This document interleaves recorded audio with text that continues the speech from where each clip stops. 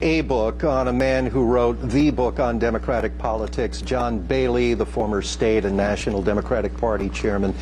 If Mr. Bailey were here, what would he say about you running as a petitioning candidate instead of supporting Mr. Lamont should you lose the primary? Well, of course, the first thing Mr. Bailey would do is to try to stop Mr. Lamont from hurting the Democratic Party's chances of electing a Democratic senator who might help to make a Democratic majority in the Senate, who would help to the three Democratic challenging candidates for the House of Representatives, who might help make the Democratic majority in the House of Representatives. I've been a Democrat all my life, and I must say I laugh at Ned Lamont holding party loyalty up as a test of my candidacy. He fails that test.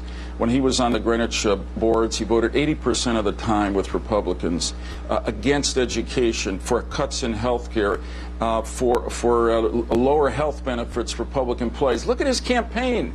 He's got a former Republican senator, a former Republican state chairman working in his campaign, and the guy doing the ads he's paying for on TV helped to put George Bush in the White House in 2000 and try to stop Barack Obama from being a senator a couple of years ago. So he fails his own test. I'm the Democrat in this race, and I know I can do better for the people of Connecticut than he or Alan Schlesinger can in the tough years ahead.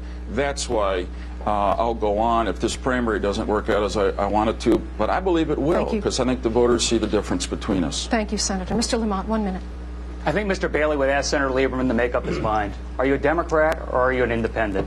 If you're going to run as a Democrat, play by the rules, stick with the Democratic rules as I have. I said I'm going through the primary. I'm going to endorse the winner of that primary. I hope his name is Ned Lamont. We go forward together as a unified party. We'll be a stronger party for it. Or if you want to be an independent, run as an independent. But you can't have it both ways. He brings up a lot of poppycock about the days when I was on the Board of Selectmen, the Board of Finance. All I can tell you is that you look at the press has asked him to stop it, told him it's misleading, told him it's false. These rumors that he's passing around are just not true.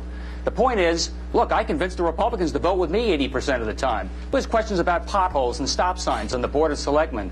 But when he compromises, he's not compromising on questions of potholes. You're compromising on questions of principles and things that are key to the Democratic Party and what we stand for. And that's why I'm in this race. Joanne, I'll say very briefly by way of rebuttal, everything I've said about his voting record in Greenwich comes from records of the town hall or from the Greenwich newspaper. Take production then.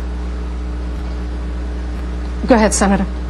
Well, that's the point of it. And look, let me stress again, I intend to win the primary. But I want to say, why did I do what I announced the other day, to create the option? It's because I believe this man can't be elected in November, and I know, and I have to say this directly, that I could do a better job for the people of Connecticut, a lot of whom are going to need some special help in the next 6 years, than either he or Alan Schlesinger can. And I want to give all the voters, including a lot of Democrats, the opportunity to make that final decision in November. Thank you, Senator. Mr. Lamont, you need 30 seconds. We'll move on. Look at the last 18 years.